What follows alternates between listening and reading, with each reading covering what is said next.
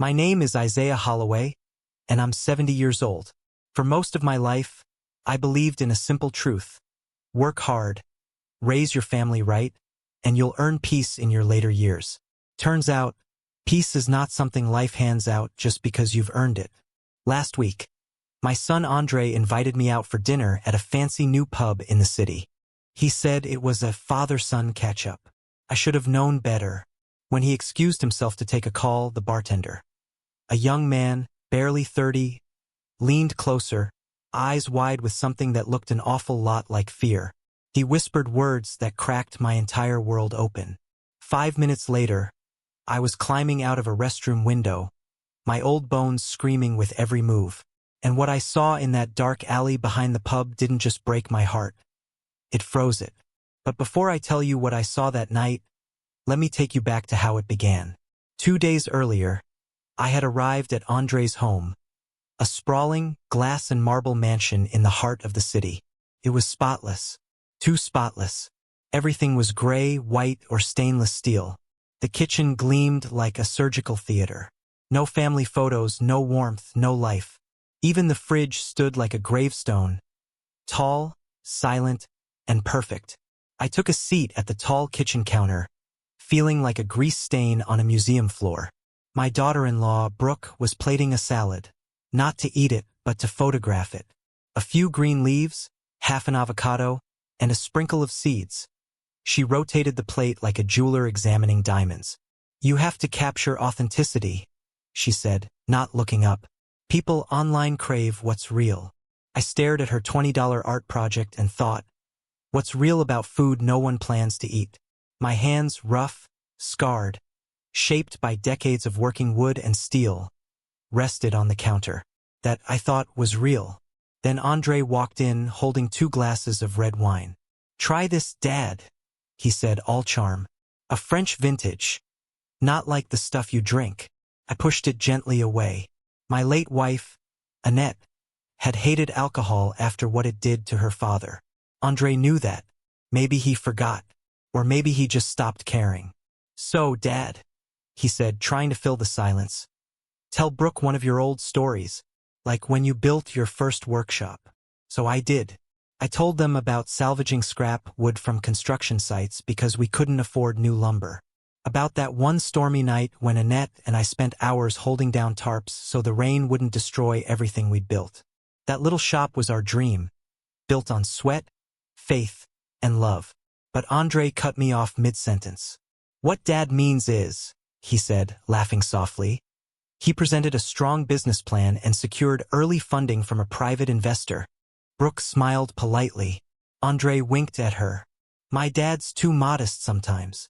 I fell silent. He wasn't translating my story, he was rewriting it, stripping it of hardship, kindness, truth, turning our life into a sanitized version of success fit for his world of shiny surfaces and hollow smiles. He called the old shop a burden, said I was right to sell it, that now I could finally relax. Relax. After a lifetime of building something real, my son called it a burden. The ache in my chest then wasn't just from age. It was from realizing that somewhere along the way, I'd lost the boy who once played in sawdust beside me. That night, after dinner, Brooke went upstairs for her meditation session, a fancy word for scrolling through filters. Andre placed a thick stack of papers in front of me. "What's this?" I asked. "Just some investment forms," he said smoothly. "Guaranteed returns, no risk. You'll be set for life." He flipped to the last page and tapped beside my printed name. "Just sign here, Dad. I'll handle the rest." I looked down at the pages, 30, maybe more, filled with fine print and legal jargon. "Let me read it first," I said. His smile vanished for half a second. "Dad, you don't need to do that. I've already read it. It's good for you." "I've never signed anything without reading it first," I said quietly. "And I'm not starting now." A new kind of silence filled the room. Thick, cold. He sighed, frustrated. "Fine, but don't take too long. Good opportunities don't wait forever." Then he walked away, leaving me with that heavy stack of lies. The smell of ink and paper filled the room, sharp, suffocating. I stared at the documents, a chill creeping up my spine. Something was wrong. Very wrong. That was the night Andre took me to the pub. And if I'd known what was waiting for me behind that bar, I might never have gone. Because what I discovered that night didn't just expose my son's secret. It revealed a betrayal so deep, it made me question whether blood really means family. The pub my son took me to wasn't the kind I remembered from my younger years. No jukebox, no clinking mugs, no easy laughter spilling from the tables. This place was quiet, too quiet.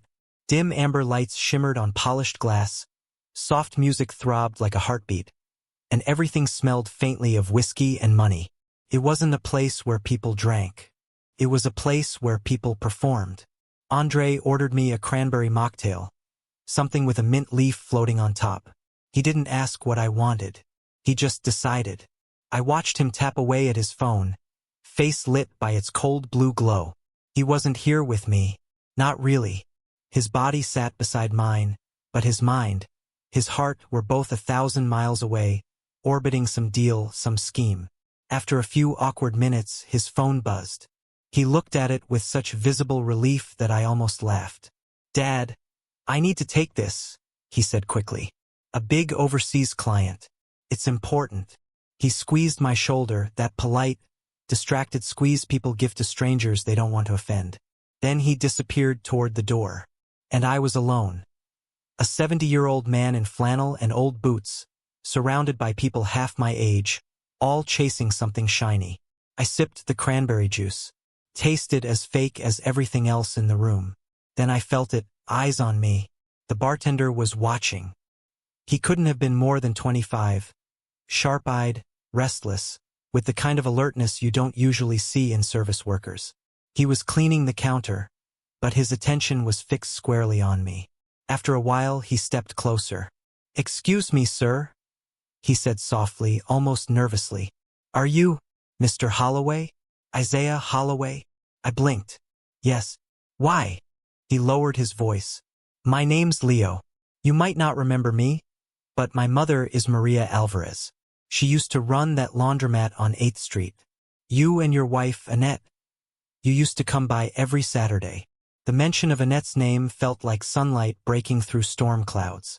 It had been 2 years since I'd said her name out loud to anyone who cared. "Maria," I smiled faintly. "Of course I remember. Hardest working woman in the neighborhood. How's she doing?" Leo's eyes softened. "She's retired now, but she still talks about Mrs. Holloway. All the time." He hesitated, then added, "When I was a kid, I got really sick one winter. Pneumonia. My mom couldn't afford the medicine. But your wife, she found out somehow. She came to our apartment herself, brought groceries, paid for my antibiotics, said no one should have to choose between food and medicine." He smiled, and for the first time that night, something warm touched my heart. That was Annette, helping quietly without telling a soul. I closed my eyes for a moment. "She was special," I murmured. "Thank you for remembering her." Leo nodded, but the warmth in his face suddenly vanished. His jaw tightened, eyes darting toward the back door marked staff only. When he looked at me again, his voice was barely a whisper. "Mr. Holloway," he said, "you need to listen to me very carefully." Something in his tone froze me. He leaned across the bar, close enough that I could smell the faint citrus of his cologne. "Your son," he said, "isn't on a call. He's out back in the alley. He's meeting someone." My brows furrowed. "What are you talking about?" "I've seen this man before," Leo continued quickly. "Big guy, suit that doesn't fit right. The kind who doesn't smile. He's been here a few times this month. Always with your son." I stared at him, confused. "Andre's meeting someone? Who?" Leo's grip on the towel tightened. "I don't know his name, but I've heard them talking. It's not business. It's about you." A chill spread through my chest. "About me?" He nodded. "About your house, sir. I heard your son say he just needs your signature. And then it's done." The words sank like stones in my gut. For a moment, I couldn't breathe. "He said your house would cover it. That once the paperwork was signed, they'd settle the rest." I felt my throat close. My son. My only son. Leo's eyes darted again toward the back door. He's out there right now with that man. If you don't believe me, go look for yourself. But be careful. Please. Before I could reply, he turned away, back into the rhythm of his work as if nothing had happened. Perfect act. But I could see the tension in his shoulders, the way he avoided looking at me again. I sat frozen for several seconds, staring at my glass, the melting ice cubes clinking softly like a countdown. Then I stood. My heart thudded in my chest like a drum as I walked to the restroom at the back of the pub. Inside, I locked the door and looked around. One small frosted window, high up on the wall. Not meant for escape, but it would have to do. I dragged a trash can beneath it, climbed up, and shoved at the latch until it screamed open. Cold night air rushed against my face. I hauled myself through, my knees trembling, my hands scraping against the window frame. And then I dropped into the alley behind the pub. The damp pavement hit me hard. But the pain was nothing compared to what I was about to see. Because 20 feet ahead, under the flicker of a broken streetlight, stood my son. And the man beside him, a tall, broad figure in a dark suit, was saying something that made Andre flinch. I couldn't hear every word, but I heard enough. Your old man signs it tomorrow or the deal's off. And trust me, you don't want that. Andre nodded weakly, his voice trembling. He will. I just need one more day. That's when I realized. My son wasn't saving my future. He was selling it. The alley smelled of rain, smoke, and something bitter, like regret. I crouched behind a dumpster, my breath misting in the cold air. The flickering streetlight threw long shadows across the cracked pavement. Andre stood there, hands shoved in his pockets, facing a man who looked like he could break him in half. The stranger's voice was calm, but there was venom in every word. Tomorrow, he said. If your old man doesn't sign those papers by then, we're done. And if we're done, Andre, he leaned closer. So are you. Andre swallowed hard. He will, he said, his voice shaking. He's just old-fashioned, suspicious, but he'll sign. Make sure of it. The man stepped back, the light glinting off his cufflinks. Silver, expensive, deliberate. Then he turned and disappeared into the darkness at the end of the alley. Andre stood there for a moment, his shoulders slumped. He rubbed his face like a man who hadn't slept in weeks. Then he straightened, adjusted his jacket, and walked back toward the pub as if nothing had happened. I stayed hidden until his footsteps faded.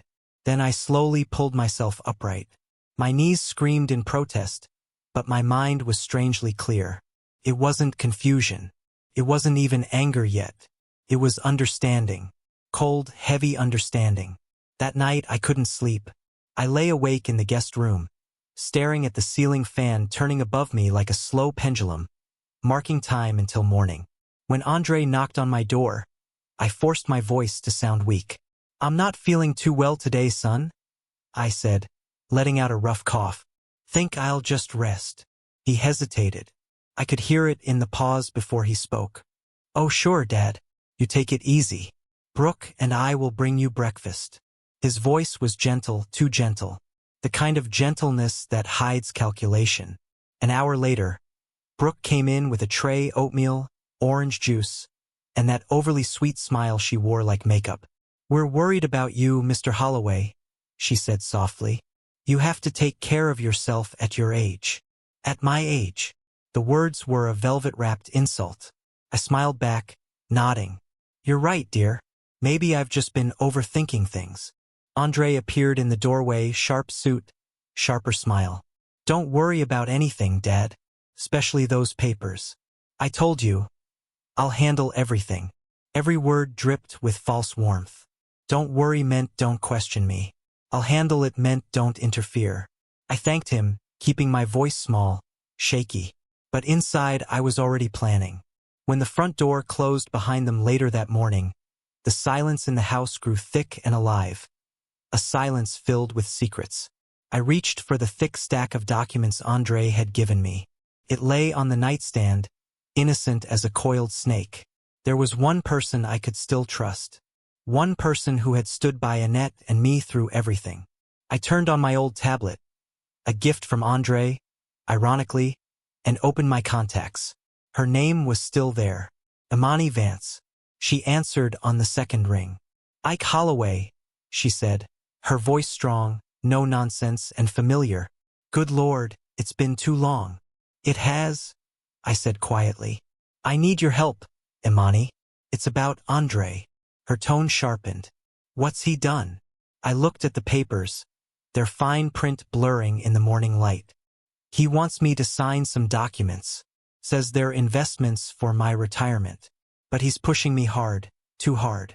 And my gut, it doesn't feel right. There was a pause. Then her lawyer's voice came through, steady as a heartbeat. I don't sign a damn thing. Do you hear me? Not one page, not one line. Can you get those papers to me? I can't leave the house, I said. He's watching me. Then use that tablet he gave you, she replied. It's got a good camera. Take clear photos of every single page and send them to me. I'll handle the rest. Her confidence gave me strength. I'll do it, I said. Good, she replied. And Ike, be careful. If your gut's ringing alarms, listen to it. It hasn't failed you yet. For the next hour, I worked in silence. I laid each page flat on the bed, turned on the bedside lamp, and took photos one by one. Every page I captured felt like peeling away another layer of deceit. By the time I sent them all, my hands were trembling. Not from fear, but fury. I sat back, the tablet heavy in my lap. The house was still, too still. Then, as I went downstairs for water, I noticed something odd. The kitchen drawer. The so-called junk drawer. I opened it. Everything was arranged too perfectly. Batteries, cables, menus, and a bundle of envelopes tied with a rubber band. They weren't junk mail. They were final notices. Overdue payments. Collection threats. My heart sank. Andre's perfect home wasn't a success story. It was a sinking ship covered in gold paint. I slid the letters back exactly as I found them, my pulse racing. That's when the tablet vibrated in my hand. It was a call from Imani. Her tone was cold as steel. I've read the documents, Ike, twice, and your son is lying. I froze. These aren't investments. It's a quitclaim deed. You'd be signing away your house for $1 to Andre. Once you sign, it's gone. Legally and permanently. The words hit me like a hammer. My breath caught. My chest ached. He wasn't saving me. He was selling me. The walls of that sterile, beautiful kitchen suddenly felt like a cage. And I realized, for the first time in 70 years, I was living under someone else's roof, but fighting for my own. But that was just the beginning. Because when Andre realized I wasn't as helpless as he thought, he didn't back off. He began a quiet, twisted war to break my mind before he stole my life. When you've worked with your hands all your life, you learn to read pressure, the way a board bends before it snaps. That's what my house felt like after Imani's call. Something invisible had shifted. The air itself was bending, waiting to break. Andre and Brooke returned home that evening. I could hear their voices in the hallway, soft, careful, rehearsed. They were planning something.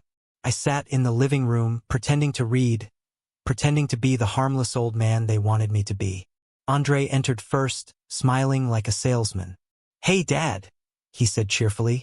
Just letting you know, I put your car keys in the ceramic bowl by the door. That way you'll always know where they are. Don't want you misplacing them. My fingers tightened around the book. He had moved my keys. They had been beside my chair all afternoon. It was a small thing, insignificant to anyone else. But to me it was a message clear as daylight. You're not in control here.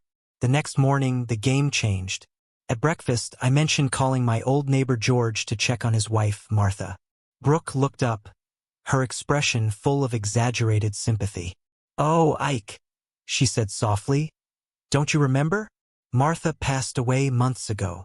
The words hit me like a slap. I frowned. No, that's not right. I just spoke to George last week. Andre placed a hand on mine. Dad, it's okay.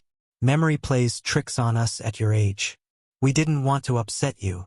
For a moment, just a moment, doubt flickered. Had I imagined that phone call? But no. I remembered the conversation. I remembered the smell of varnish in my workshop when I spoke to him.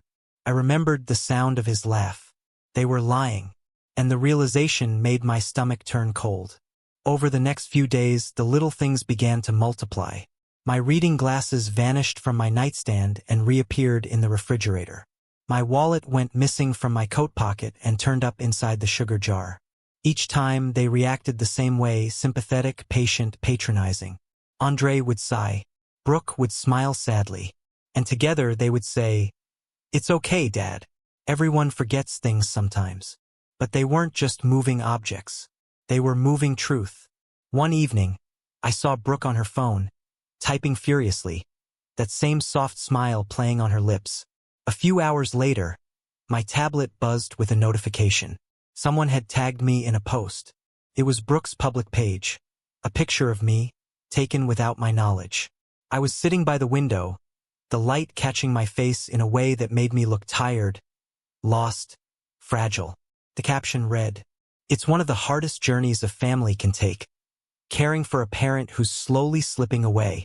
We treasure every lucid moment, every smile. Some days are harder than others, but we face them with love and patience. Broken heart, #eldercare, #family journey, #dementia awareness, #staying strong." My hands trembled as I read it. They weren't just gaslighting me in private. They were publicly burying me alive. They were painting a version of me that didn't exist. An old man losing his mind. A burden. It wasn't just theft now. It was erasure. I looked across the room at them, laughing softly on the couch, glowing in the light of their perfect lies. Something inside me hardened. If they wanted a senile old fool, I'd give them one. I'd play their game, and I'd win it. The next morning, I began my performance. I came downstairs slowly, clutching the banister. "Brooke," I said, frowning. "What day is it again?" She smiled like a nurse. "Wednesday, Mr. Holloway." 5 minutes later, I asked Andre the same question. "It's Wednesday, Dad," he said gently, exchanging a knowing look with Brooke. They believed the mask instantly.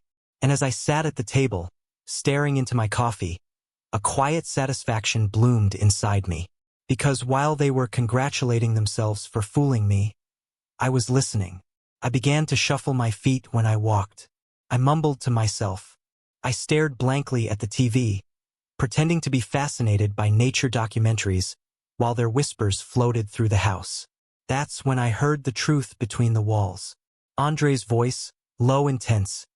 "Just a few more days. He's not all there anymore. Once he signs, we're done." Brooke's reply, "And after that?" "After that," Andre said, "we move on." Each word was a nail in the coffin they thought they were building for me. They didn't realize I was already digging their graves beside it. I let them believe their story. I let them think I was slipping away. Because a forgetful man is invisible. A confused man is safe to speak in front of. And I needed them to keep talking. Every pitying smile, every gentle correction, every whispered lie. I was filing them away, building a case brick by brick. By the time the sun went down, they had no idea that their victim had become their witness. That night, as I lay awake listening to the rhythm of the air conditioner hum through the house, I whispered into the darkness, "You want me weak? Then you'll never see me coming."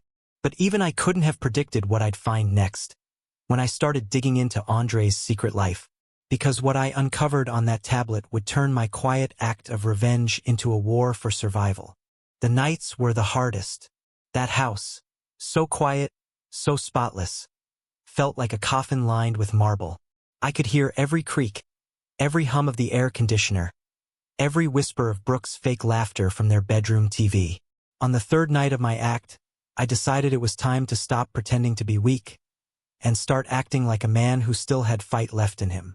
I waited until the clock struck midnight. Their voices had gone silent, replaced by the faint rhythmic buzz of the air vent. Then I slipped out of bed. My tablet sat on the nightstand. A thin, glowing window into the world my son lived in. Felt foreign in my hands. Cold. Impersonal. But that night it was my only weapon. I went to the guest bathroom, the only room with a lock, and sat on the edge of the tub, heart pounding in my chest. The dim blue light of the tablet screen painted my face like a ghost. I didn't know where to begin, so I started with what I did know: his name and the name of his firm, Holloway Financial Group. The first search result looked perfect. A glossy website full of confident smiles, expensive suits, and meaningless words. Integrity, trust, growth. Every page dripped with luxury and self-praise. It made me sick, so I dug deeper. I typed in new words beside his name: complaints, lawsuit, investment scam.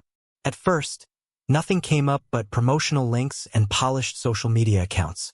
But I've spent 50 years fixing things that were broken. You don't stop when you hit a wall, you push harder. Page 4, page 5, and then I found it. A small, forgotten corner of the internet. An investor's forum buried in the search results. The title read, "Warning about Holloway Financial Group." My heart started beating faster. I clicked it open. The post was from a retired schoolteacher. He said he'd lost his entire pension after investing in a high-risk tech fund that Andre had personally recommended. He called my son a smooth talker who preys on trust. Below the post there were replies, dozens of them. A widow who'd lost her husband's life insurance. A couple who lost the down payment for their first home. Each message was another broken life, and all roads led to Andre Holloway. My hands trembled as I scrolled. Some comments mentioned a fund that had suddenly collapsed, something about missing client assets and loan recovery companies. And then, one user wrote something that made my blood run cold. After the fund went under, we started getting calls from a company called Apex Holdings. Said they could help us recover our losses. But their tone wasn't friendly. Apex Holdings. I typed the name into the search bar. The first result was their official website, black, minimalist, and chillingly professional. No smiling faces. No About Us page. Just cold text and a list of executive partners. And there he was. A headshot, clean, sharp, lifeless. A man in a tailored suit, dark eyes that didn't just look at the camera, they measured it. Silus Thorne. The name hit me like a punch. That was the man from the alley. The one who'd told Andre, he signs tomorrow, or you're done. I leaned closer to the screen, my pulse pounding. There was something about his expression. That faint half-smile of someone who never loses. I kept digging. Next, I searched Andre Holloway plus Silus Thorne. And that's when everything fell apart. Public records. Loan documents. Debt filings. Dozens of them. Andre's company had been drowning in high-interest loans, and every one of them tied back to Apex Holdings. One document showed a lien against his assets. Penalties so massive they looked almost fictional. But they weren't. That was the hole he was buried in. And I finally saw the truth. The watch on his wrist, the imported furniture, the perfect house. All of it was an illusion built on credit and lies. He wasn't thriving. He was drowning. And now he was trying to use me, my name, my home, my life as a lifeboat. I turned off the tablet and sat in the dark, the cold porcelain pressing against my palms. For a long time, I just sat there, breathing slowly, letting the weight of it all sink in. He wasn't stealing out of greed. He was stealing out of fear. But that didn't make it better. It made it worse. Because a desperate man will do anything, and a desperate son will destroy his father to save himself. I whispered her name, Annette, and for the first time in years, I wished she were there. Not to comfort me, but to see what her son had become. The tablet screen was still glowing faintly on the counter. A single name still visible in the browser bar. Silus Thorne. I knew that name now, and I knew I'd have to face it. But what I didn't know then, what I couldn't have known, was that Annette had seen this danger coming years before her death. And she'd left behind one last secret that would change everything. I didn't sleep that night. How could I? Once you see the truth, sleep becomes a luxury, and truth had just ripped the last of my illusions apart. My son wasn't a mastermind. He wasn't even a villain in the way stories like to pretend. He was something far worse. A man who'd let desperation hollow out his soul until there was nothing left but fear. But fear doesn't excuse betrayal. And it doesn't excuse trying to bury your own father alive. By dawn, I made up my mind. If Andre could turn into someone I didn't recognize, then maybe Annette. My Annette had known it long before I did, and maybe she had tried to protect us both. I picked up the tablet and called the one person who still stood between me and the storm. Imani answered on the first ring. Her voice was alert, calm, like she'd been waiting. Ike. I know why he's doing it, I said. My voice was low, gravelly from exhaustion. It's not greed, Imani. It's fear. He's in debt. Deep. With a man named Silus Thorne, Apex Holdings. There was silence on the other end. Then she spoke, her tone sharp. That name rings a bell. I'll look into it. But Ike, this changes everything. Your son isn't just lying to you, he's cornered. That makes him dangerous. What are my options? I asked quietly. Legally? You could bury him, she said, blunt as always. Elder financial abuse, fraud, misrepresentation. With that quitclaim deed and the evidence you've gathered, I could have him facing serious time. The word prison hit me like a cold gust of wind. I've been angry, furious even. But prison, that wasn't justice. That was annihilation. No, I said finally. I can't do that to him. Not to Annette's boy. There has to be another way. There was a pause. I could almost hear her thinking. If you won't go after him legally, our leverage is thin. But you said Annette suspected something once, right? Before she passed. A memory stirred. Faint, flickering, but persistent. It was from her final week. We'd been sitting on the porch, the air heavy with summer and her breath thin from the illness. She'd taken my hand and said softly, Ike, if Andre ever gets into real trouble, the kind of trouble his pride won't let him admit, there's something you should know. Under our bed, there's a tin box. It looks like my grandmother's recipe box, but there's more in it than flour and sugar. At the time, I thought she was rambling through fever. Now I realized she'd been leaving me a lifeline. Imani, I said slowly. Annette left something behind. A box. Under our bed. Her tone sharpened instantly. Then that's where you need to go. Today. A few hours later, I put my plan in motion. I found Andre in his home office, pretending to work. The glow of his computer reflected off his tense face. I leaned against the doorframe, playing my part perfectly. A little shaky, a little fragile. Son, I said softly, I've been thinking about your mother. Some of her old things, the photo albums, that music box I gave her, they're still at the old house. I'd like to see them again. He looked up quickly, eyes calculating behind the sympathy. Of course, Dad, he said, forcing a smile. We can go tomorrow. No, I said quickly, then softened my tone. I'd like to go now. Please. He hesitated, then nodded. He thought this was his chance. He thought the trip down memory lane would make me sentimental, easier to manipulate. If only he knew. The drive to my old neighborhood felt like traveling through time. The steel and glass towers of his world faded into the brick and oak of mine.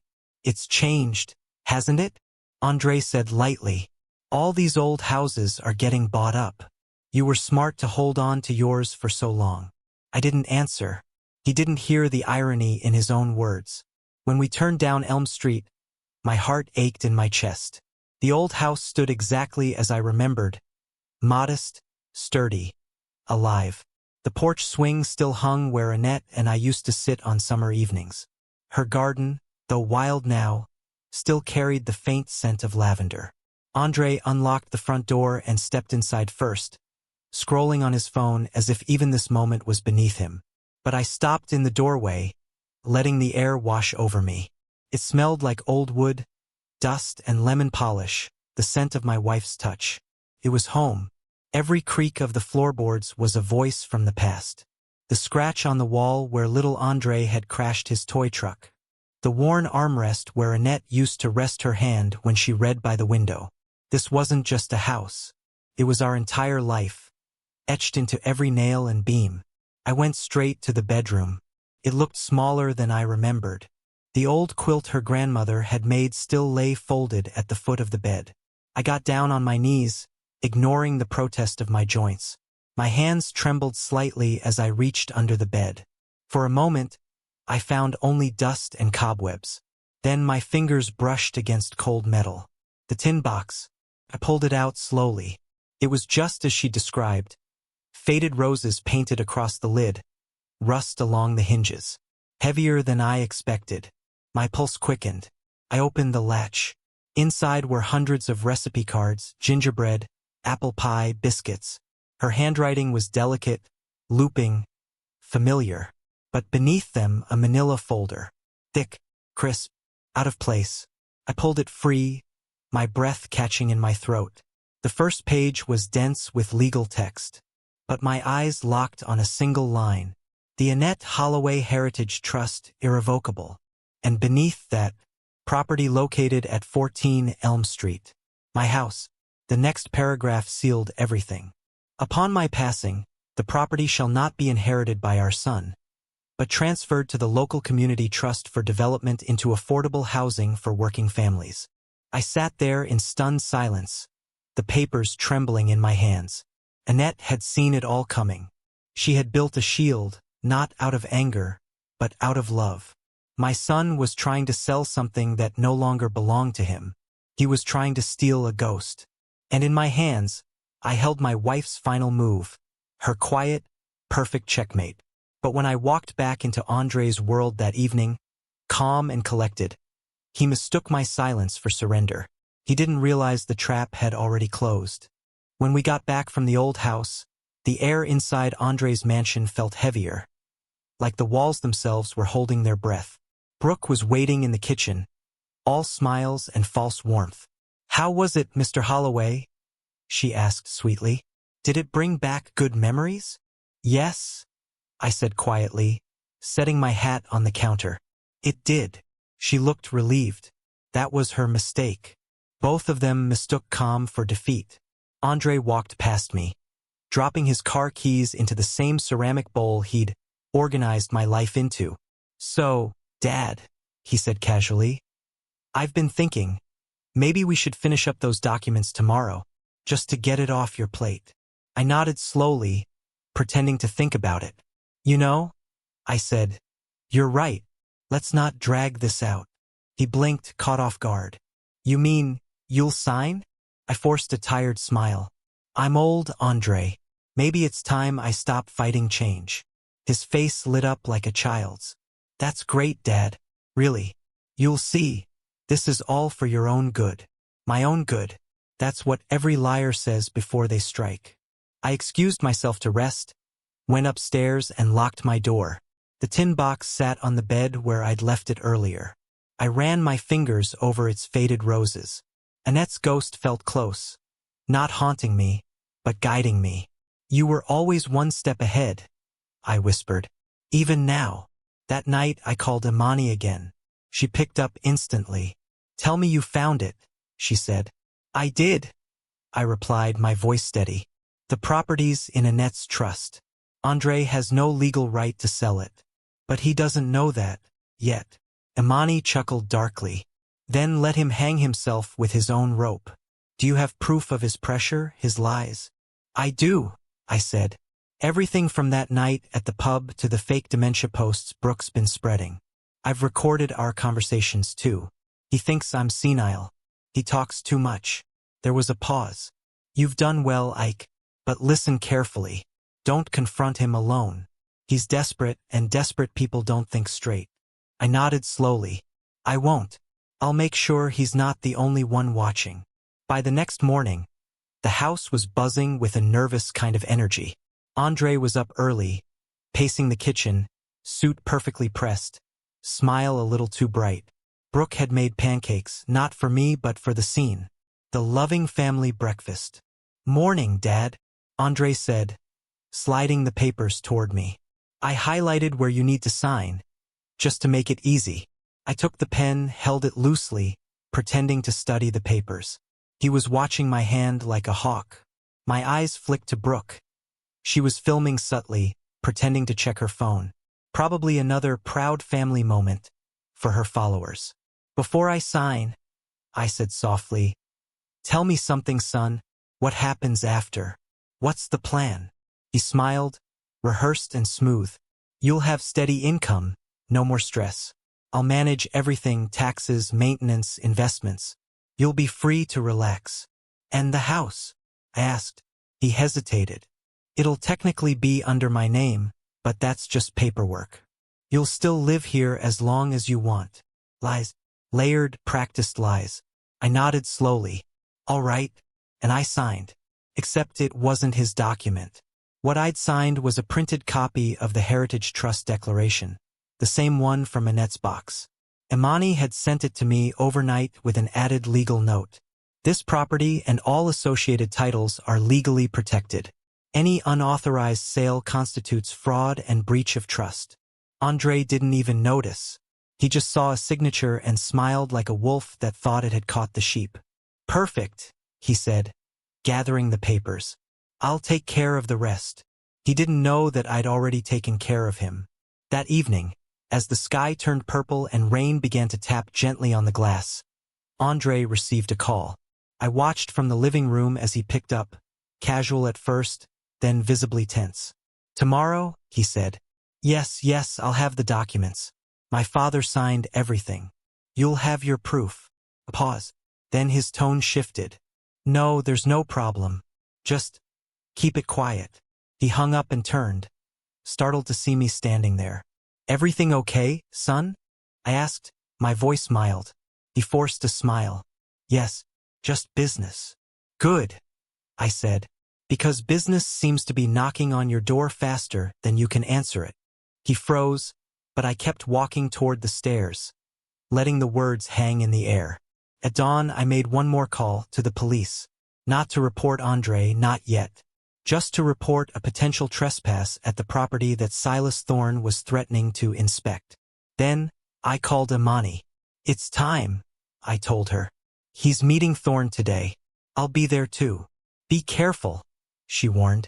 Don't let him see your anger. Let him think you're surrendering. Oh, don't worry, I said. He already believes it. That evening, when Silus Thorne arrived at the mansion, I was sitting in my armchair, calm, silent, waiting. He stepped inside like a storm in a suit, tall, broad, with eyes that scanned the room as though he already owned it. Andre rushed forward, sweating. Mr. Thorne, glad you could make it. I have the documents. Let's see them, Silus said coldly. Andre handed him the folder, trembling. Thorne flipped through the pages, scanning them with that predatory calm. Then he stopped, looked at Andre, then at me. His eyes narrowed. This isn't a transfer deed, he said slowly. It's a trust declaration. Andre's face went pale. What? No, that's not. Thorne turned to me, his tone sharp but oddly respectful. You set this up. I smiled faintly. No, my wife did. I just followed her instructions. Thorne studied me for a long moment. Then, to Andre's shock, he laughed softly. Well, Mr. Holloway, he said, closing the folder. It seems your wife was a smarter investor than your son. Then his voice dropped, colder than steel. And you, Andre, we're done. He walked out without another word.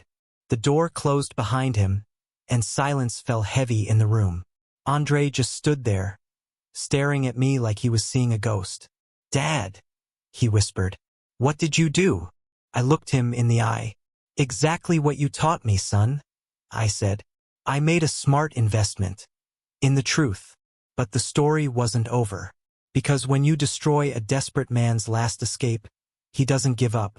He becomes dangerous. And that night, Andre crossed a line that would change everything. The storm rolled in that night without warning.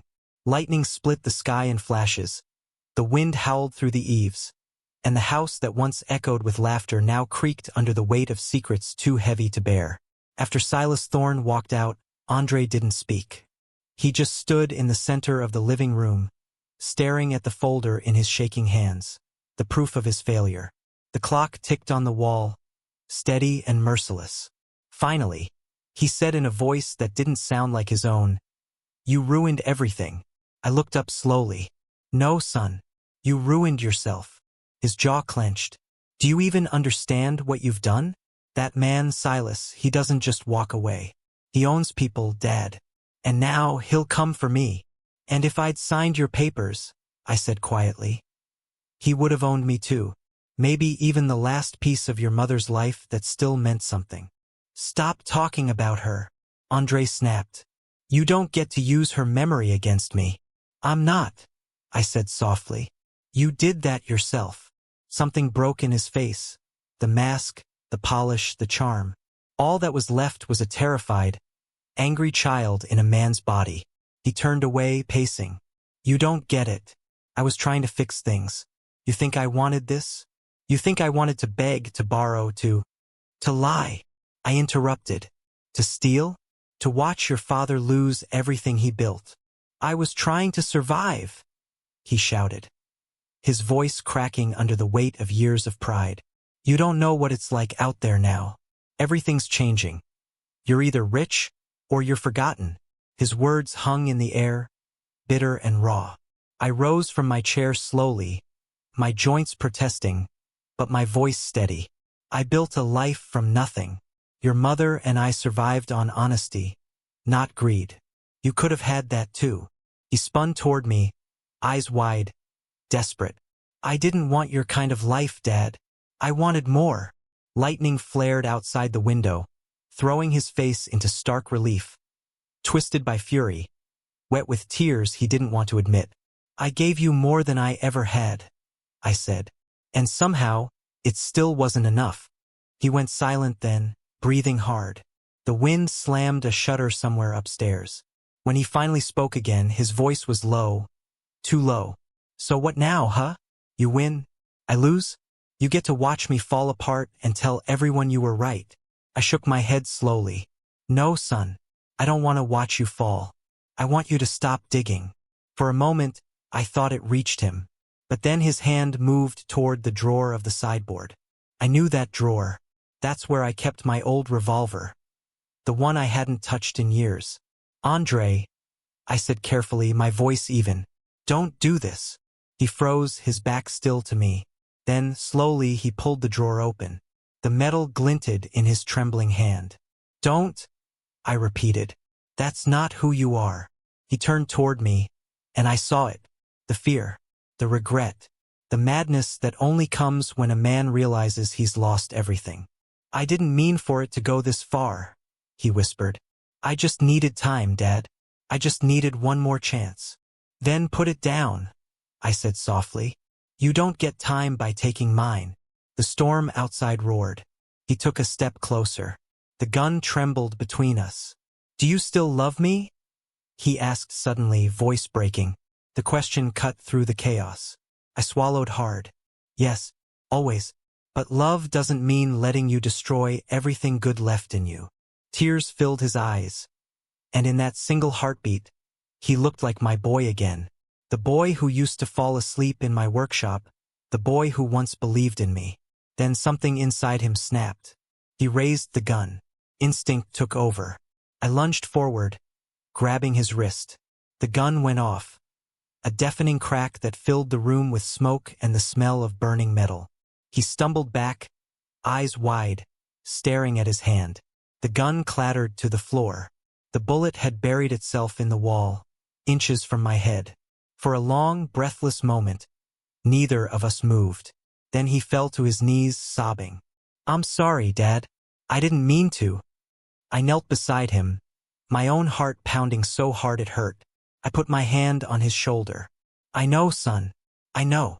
Outside, the thunder began to fade. The storm was passing. I reached for the phone on the table and called Amani. My voice was steady when I said, It's done. He needs help, not prison. But it's time someone else took over now. The police arrived half an hour later. They found Andre sitting on the floor, face pale, eyes empty. He didn't fight when they led him away. I gave them everything, the recordings, the documents, the trust papers. Brooke vanished before dawn. Her social pages wiped clean. Just another ghost in the age of filters and lies. When the house fell silent again, I walked to the window. The sky was clearing, the first soft light of morning creeping across the horizon. For the first time in years, I felt Annette beside me. Not as a memory, but as peace. You were right, I whispered. about everything. But as the morning light spilled across the floor, I noticed something on the wall. A small, black hole where the bullet had hit. Behind that wall was the old safe I'd built decades ago. And for reasons I couldn't explain, I suddenly felt like Annette wasn't done talking to me yet. The rain had stopped by dawn, but the air still carried the scent of thunder.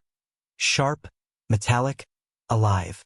Police cars had come and gone, their red and blue lights painting the walls like ghosts that refused to leave. Now silence filled the house again. Heavy, unnatural. I sat by the window, watching the first sunlight spill across the floorboards. My hands shook. Not from fear, but from the exhaustion that comes after surviving something you never should have had to face. Andre was gone. My son. My only son. Taken away not in handcuffs, but in heartbreak. And yet, beneath the grief, there was something else. A quiet whisper of relief. The truth had cost me almost everything. But lies would have cost me more. When I finally stood, my legs protested. My back ached. But something about that small, dark hole in the wall caught my eye again. It was where the bullet had hit last night, inches from ending everything. For reasons I couldn't explain, I walked toward it.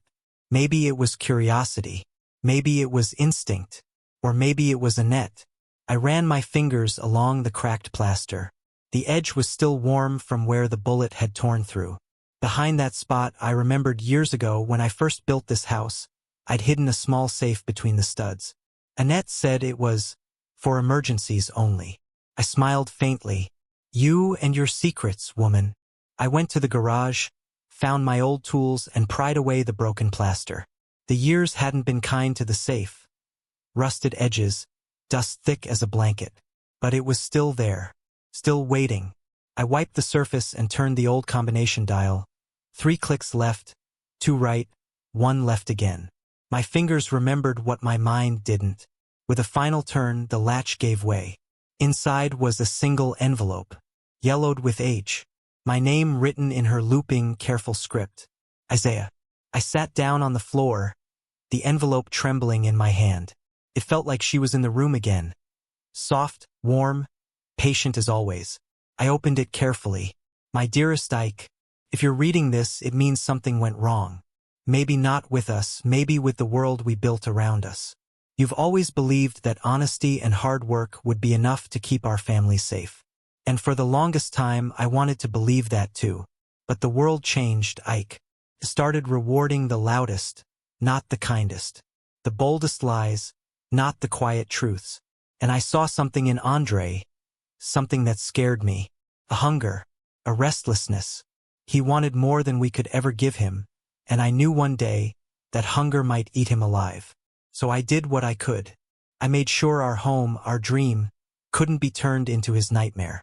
I placed it in the trust not to punish him, but to protect what we built together. I know you, Ike. You'll blame yourself for what happens. You'll think you failed as a father. But you didn't. You were the only one who ever stayed true to the kind of love that lasts. If Andre ever loses his way, remind him that no matter how far he falls, the door to forgiveness is never locked. He just has to find the courage to open it.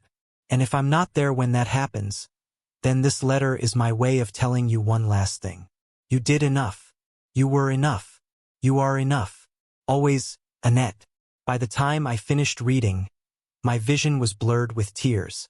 All the weight I'd been carrying, the guilt, the anger, the endless what-ifs.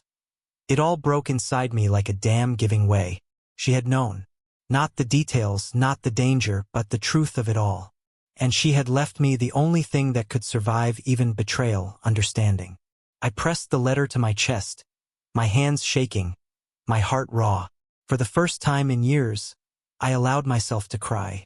Not for her, not even for Andre, but for the man I'd been, too stubborn to see that love isn't always enough to save someone. Sometimes love's only job is to let go. As the morning light grew brighter, I tucked the letter back into the safe and closed it gently. Not to hide it, but to protect it. Some truths deserve quiet, not spectacle. I walked out to the porch and sat on the old swing. The chains creaked softly. The wind carried the faint scent of lavender from the garden. It was peaceful. Not perfect, Not painless, but peaceful. Hours later, my phone buzzed. A message from an unknown number. It was a photo. Andre, sitting in a hospital chair, looking small, defeated, but alive. The text below said, "He asked me to tell you he's getting help. He wants to start over. One day at a time. Imani." I smiled faintly, the tears returning. Gentler this time. Because maybe, just maybe, the storm hadn't destroyed everything after all. Maybe it had just cleared the sky. As I sat there, holding that message in the soft morning light, I realized something. The story wasn't really about betrayal or money or even loss. It was about the things we leave behind, not in our wills, but in the hearts of the people we love. And for the first time in a long time, I whispered a prayer, not for peace, but for forgiveness. 3 years have passed since the night the storm took everything apart. 3 years since the house filled with thunder, and the silence that followed rewrote the rest of my life. I still live here on Elm Street. The old porch swing still creaks in rhythm with the wind, and the lavender Annette planted keeps finding its way through the cracks, blooming no matter how many seasons try to bury it. The house isn't mine anymore, not on paper. The Annette Holloway Heritage Trust now owns it, just as she intended.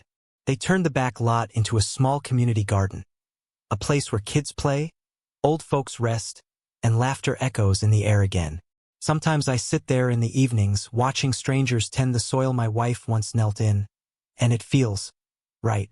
It's strange how life can take everything you thought defined you, your work, your family, your name, and strip it away until only the truth remains. And the truth is this: peace isn't something you find. It's something you forgive yourself into. Andre never came back to the mansion. He didn't have to. After the hospital, he entered a recovery program out west: addiction, debt counseling, psychological therapy. Imani kept me updated from time to time. She said he was quiet, distant, but trying. A few months ago, I received a letter. Handwritten. Simple. Honest. Dad, I don't expect forgiveness. I just wanted you to know I finally understand what you meant. That the things built slow last the longest. I'm working again. Not finance. Construction. We're building homes for veterans, small, modest ones. The kind that feel like real homes. I still have bad days. But every time I lift a hammer or drive a nail, I think of you. And I'm sorry. For everything. Andre. I read it twice. Then a third time. I didn't cry. I just smiled. Because in his words, I could finally hear my boy again. The one who used to play in the sawdust beside me, dreaming about skyscrapers. He had built too high, too fast, and fallen. But at least now, he was building something that could stand. As for me, I've stopped waiting for the past to apologize. I talk to Annette every evening, right here on the porch. Sometimes out loud, sometimes in silence. Your boy's learning, I tell her. He's trying. And when the wind stirs the lavender, I like to think that's her answer. That she's proud of both of us, the one who fell and the one who stayed standing. This morning, I received a call from the community trust. They're naming the new housing development after her, the Annette Holloway Gardens. They asked me to speak at the dedication ceremony. I told them I'd try, but public speaking was never my strength. All I know how to do is tell the truth. And maybe that's enough. So here's what I'll say when I stand in front of that crowd. My wife believed that a home isn't made of walls or wood. It's made of the people who feel safe inside it. She built this one with her hands, her laughter, and her faith. And even when greed and fear tried to tear it down, her love held it together. If you ever find yourself lost, the way I once was, come here, sit among these flowers. You'll hear her too. As the sun sets now, I can see her garden glowing gold in the distance. I sit on the porch, my coffee cooling in my hand, the letter from Andre folded in my pocket. The world feels lighter. Not perfect, not healed, but lighter. And I finally understand something Annette once told me years ago. You can't fix people, Ike. You can only leave them something worth finding when they finally want to fix themselves. That's what love really is. Not control, not sacrifice, not even forgiveness. Just leaving light in places dark enough for someone else to find their way home. The crickets begin their chorus. The air grows soft, and for the first time since the storm, I whisper into the fading light. I found my way home, Nettie. The wind stirs again, gentle and warm, carrying the faint scent of lavender. And in that breath of air, I swear I hear her voice, faint, smiling, eternal. Welcome back, love. And as the night settles over the quiet street, I realize every home has its ghosts. The trick isn't to chase them away. It's to learn how to live with them and listen when they finally speak.